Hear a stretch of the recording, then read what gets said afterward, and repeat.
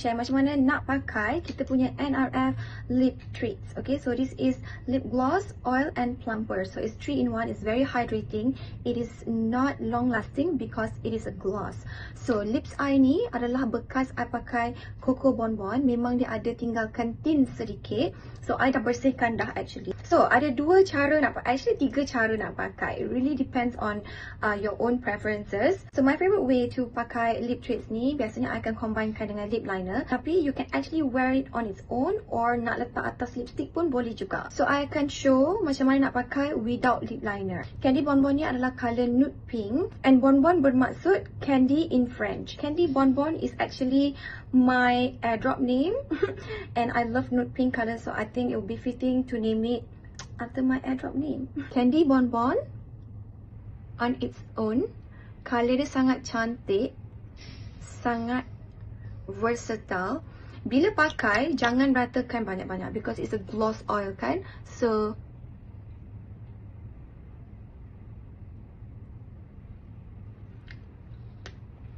macam tu sahaja. Korang rasa korang nak colour tu lagi intense or lagi pekat, then boleh apply lagi.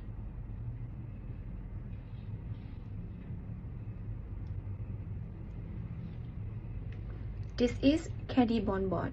It's actually a nude pink.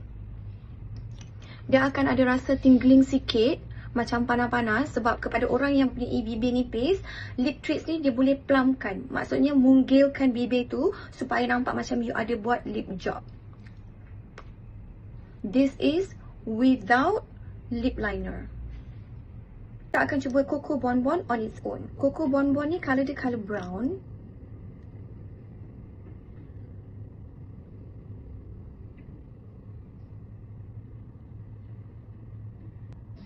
Sangat cantik colour dia, even you pakai on its own.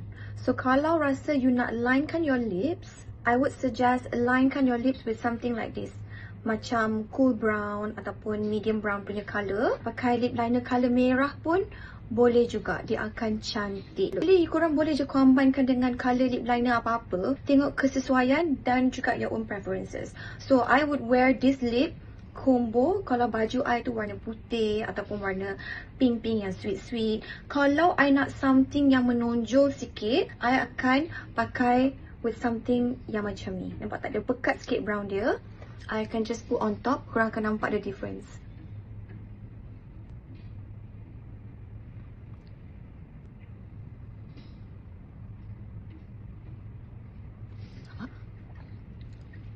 Nampak tak? Dengan korang tukar dia punya lip liner and then fill it in with Candy Bonbon, colour dia boleh bertukar. So, I akan dab sikit.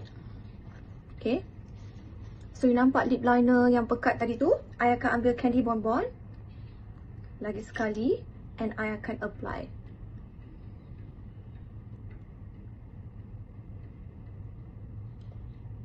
Nampak tak? Finishing dia dah jadi lain. Dia masih lagi macam nude pink tapi dia colour lain. And kalau macam nak pekat lagi sikit, boleh je pairkan dengan lip liner yang warna dia macam merah macam ni. Akan dab dulu. Okay. And linekan dengan merah-merah punya lip liner.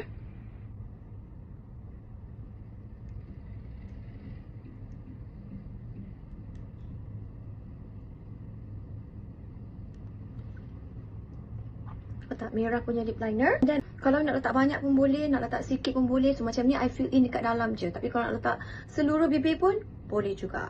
So it's very versatile. Let's say for example you ada lipstick on top of your lips, you nak pakai ni letak kat atas pun boleh juga. So for this formula memang kita buat dia punya formula tu rasa panas-panas supaya orang yang mempunyai bibir yang nipis bila pakai tu dia akan munggilkan, nampak macam ada lip job.